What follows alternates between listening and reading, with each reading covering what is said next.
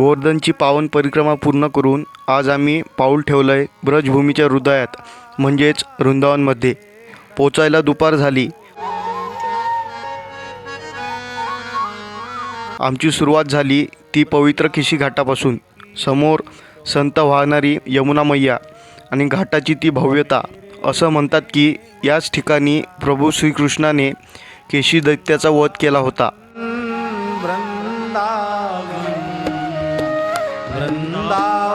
यमुनेच्या लाटांवरचा तो सूर्यप्रकाश वृंदावनच्या सौंदर्यात भर घालत होता.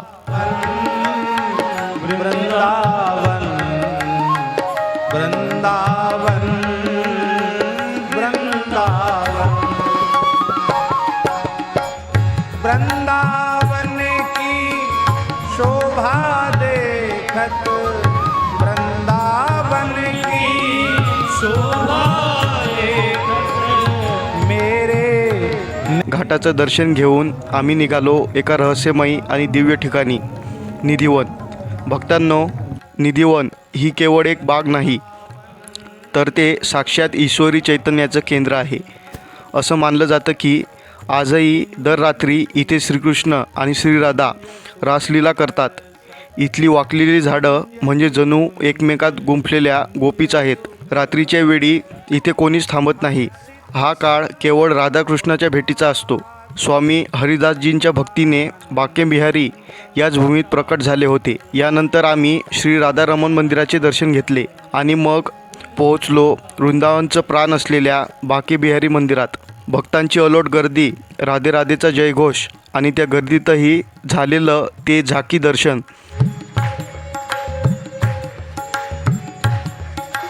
वृंदावनमधील आमचा दुसरा दिवस. अटलिया चौराहा येथून आम्ही इलेक्ट्रिक ॲटो पकडली आणि निघालो इस्कॉन मंदिराकडे. संपूर्ण ब्रजमंडळात या ॲटोचा प्रवास खूपच आनंददायी वाटतो.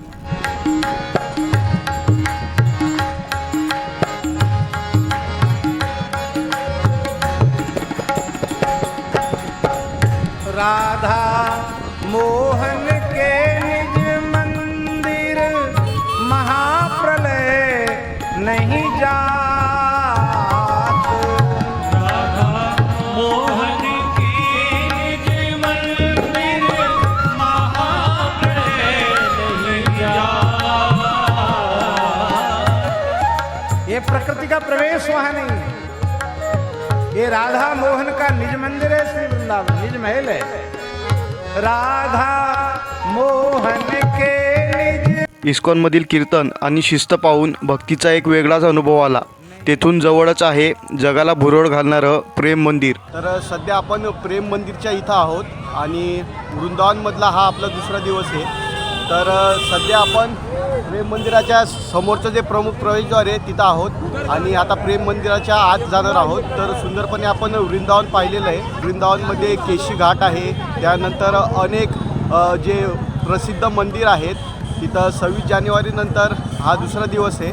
तर गर्दीसुद्धा खूप अफाट आहे आणि अशा गर्दीमध्ये आपण एक एक प्लेस कवर करतो आहे. तर सुंदरपणे मी आता तुम्हाला आतून प्रेम मंदिर दाखवतो.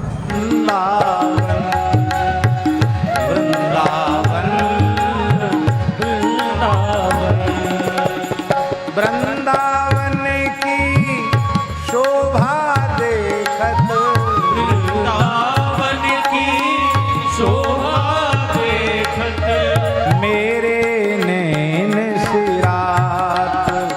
वृंदावन वृंदावन वृंदावन.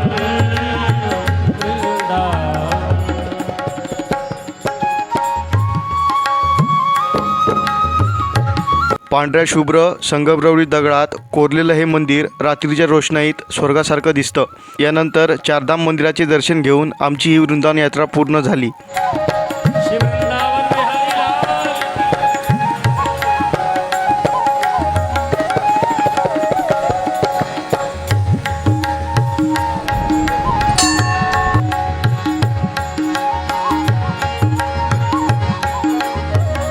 वृंदावन म्हणजे संतांची भूमी, प्रेमाची नगरी. 2 दिवस कसे संपले हे समजलंच नाही. आता आमचा मोर्चा वळतोय श्री राधेच्या गावी म्हणजेच बरसाण्याकडे. भेटूया पुढील भागात. तोपर्यंत म्हणा राधे राधे. नहीं संध्या